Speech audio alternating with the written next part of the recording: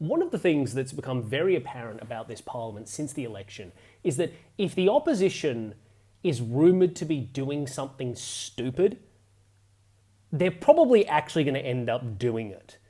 And one thing that I have heard rumoured through the grapevine as of late, since Andrew Hasty resigned from Shadow Cabinet, is that a right-wing challenge to Susan Lay's leadership of the Liberal Party may not be coming in a month. It may not be coming in a week. It may come as soon as tomorrow. One of the things that I've mentioned here before quite a few times, and that a few people were surprised by in the comment section of my last video, is that I am a former member of the Liberal Party. I was formerly a young Liberal before, in my opinion, the party just went off the rails in terms of its insanity after Malcolm Turnbull was deposed. But I still know people that are in the party. And talking to them and being aware of their perspectives on things, a rumour has been brewing over the last 2 days or so. And while it is just that, a rumour, I felt like if it did end up happening and I didn't address it or mention it at least once, that, well, I would be shooting myself in the foot. What I have heard from young Liberals, or rather former young Liberals turned Liberals, is that there is a genuine concern among moderates at the moment that a leadership challenge to Susan Lay is going to come tomorrow when Parliament reconvenes. October 7th onwards is a sitting week of Parliament. So it is going to be an occasion where all able-bodied members of the Liberal Party in Parliament are going to be in one place. A party room will come together, and there, potentially a spill motion could be put in place as early as tomorrow, as Tuesday. So please take this with a grain of salt as what it is, rumours through the grapevine. But my understanding and what I have heard is that there is a bit of a divide within a divide, if that makes sense. The right-wing faction is kind of split right now within the Libs as to whether or not they should challenge now or they should challenge later. There is a group in the right faction that is arguing that polling is so horrific, that One Nation is polling so well, which is true at the moment because so many of them are disaffected by the state of the Liberal Party, that they need to dramatically change course. Susan has been a failure to try and seize the moment from Albanese. She's done nothing right, and that we need someone like Hasty to take over ASAP with bold policy to set us apart from the government, and then we will start, to get back into a position to win the next election. So essentially, there's a group within the Liberal right that says, rip the Band-Aid off now. That Susan is going to limp along and eventually she won't be leader. It's better for us to do it now and take as much time as possible to redefine ourselves before the next election than to just wait and maybe do it at the last minute, which would just be terrible for the next election. On the other end of the right faction, there's a group that, of course, would rather support Angus Taylor or Andrew Hasty, not a fan of Lay, but is more of the calm mind of, hey, look, let's at least stick with her for a bit, give her some time to try and define herself. It hasn't even been a year yet. Maybe we let her define herself a little bit more, and then if it still isn't working, we can challenge her later. Or, God forbid, she'll lose the next election, and then the right faction will get in charge then. So that seems to be the divide at the moment between some members of the right. Should Susan go now, or should we give her time to actually test herself and see if she can turn things around?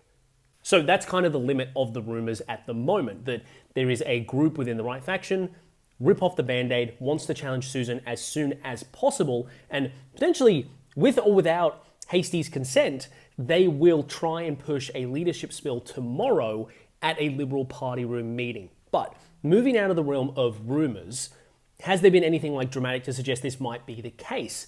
I would argue yes, because there has been a pretty big leak from the Liberal Party's review over the last 24 hours, which has put Andrew Hasty in a very negative light. And I don't believe this leak was unintentional. Well, of course it wasn't unintentional, but I think it was targeted specifically because of the idea of Andrew challenging as early as tomorrow.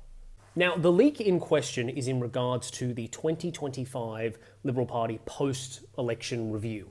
Essentially, after any election defeat, it is the norm in Australia for political parties to go take a look at their campaign, write up an assessment of what they did right, what they did wrong, try and understand why they lost, so that they can reflect on that and hopefully by the next election get their act together and not make the same mistakes. And Peter Dutton has issued some reports to the post-election review, which have leaked. One thing you might remember from the 2025 election was that the coalition was notably kind of lacking when it came to defence policy. And that's normally one of the two things that they run on. The Liberal Party historically runs on national defence and promising a better economy. Those are the two things that they really tend to run on and that tends to get them over the line in any given election. But they were completely missing a coherent defence policy. And really, they just announced some additional funding towards the end of the campaign, which didn't really impress anybody. And Dutton went into specifics about why that was the case when reporting to the post-election review. I'm going to quote The Age here directly to give you a sense of what exactly Dutton had to say about defence policy and why it failed to win over the public in the election. Dutton put to the election probe that Hasty was tasked early in the term with doing a review into how the Defence Department spent money on procurement. The aim was that when the coalition released its defence policy, it could pledge to upgrade military hardware with better bang for buck than Labour. Hasty did not complete the work, according to Dutton's submissions. The opposition's $21 billion defence spending policy, announced late in the campaign, was criticised for being too late and lacking in detail. Dutton's argument to the election review was that Hasty's lack of policy work contribute to the undercooked announcement. Dutton then went on to say that Hasty basically refused to engage with the media, he wasn't taking the fight to the Labour Party, and he wasn't focusing enough on the Defence Ministry and actually pitching it to the public. So that's a pretty damning report from your former party leader as to how competent you are at your job in the shadow cabinet.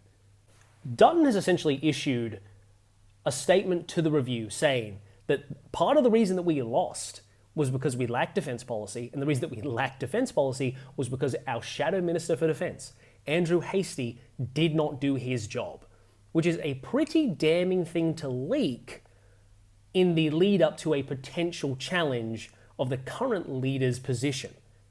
I think there are two ways to explain why this document leaked. Number one is that this is some moderate liberal in the review process completely aware of the reality that Hasty is going to challenge at some point, trying to do as much damage to him as possible before he has the chance to actually spill the leadership or somebody to do it on his behalf. So essentially, he's kind of vulnerable at the moment. Moderate faction gets access to this information, leaks it, and now there's discussion about how Andrew Hasty, when he's actually handed responsibilities, does not do his job well. Second, and much less likely option that I've seen brought up nowhere near as much, but I felt like I should at least address it, and that is the idea that potentially Peter Dutton leaked those statements to the press himself. And why would he do that? Well, I think there is a truth to the matter, which is that Peter Dutton just does not like Andrew Hasty. That before factions or ideology, this is purely a matter of personality and a flawed relationship between two men. You guys might remember post-election there were some reports from places like the Sydney Morning Herald where Andrew Hasty was very open about the fact that he was not friends with Peter Dutton. And on top of that, there were reports that in the lead up to the 2025 election, that there was actually a request by Hasty to be moved out of defence and into some shadow cabinet where he might have a bit more of a say, some different place where he could really build his reputation and his CV. But Peter Dutton stopped him allegedly because he wanted to stifle his potential leadership ambitions.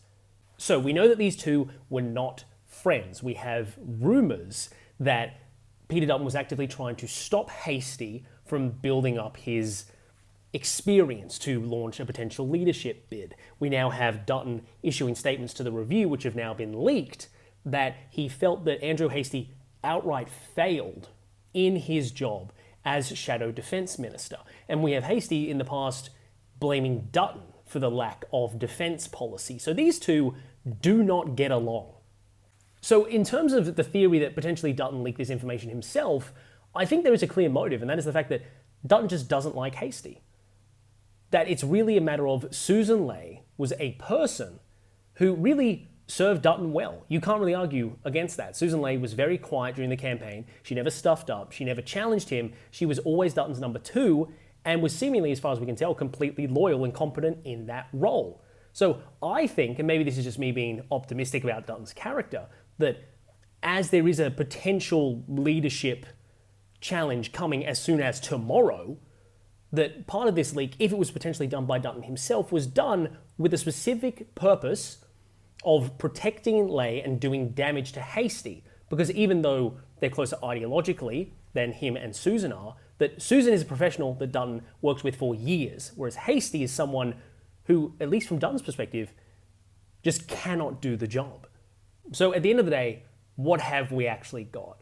We have Hasty with his clear leadership ambitions, rumours within the Liberal Party that a faction within a faction on the right is going to try and force a leadership spill tomorrow, and potentially giving credence to that theory, we have leaks within the Liberal Party seemingly being made explicitly to do as much damage to Hasty as possible before Parliament sits tomorrow. But again, conjecture. Who knows? Tomorrow, maybe the more patient faction of the right wins out and they're convinced not to make their challenge now. Maybe they do launch their challenge, but Hasty, not wanting to play all his cards right now, doesn't accept it, and Lay is reconfirmed as the leader without any actual competition. We don't know, but one thing I want to put to you all is that, like I said at the start of this, no matter how stupid a decision could be, you never put it past the current version of the Liberal Party.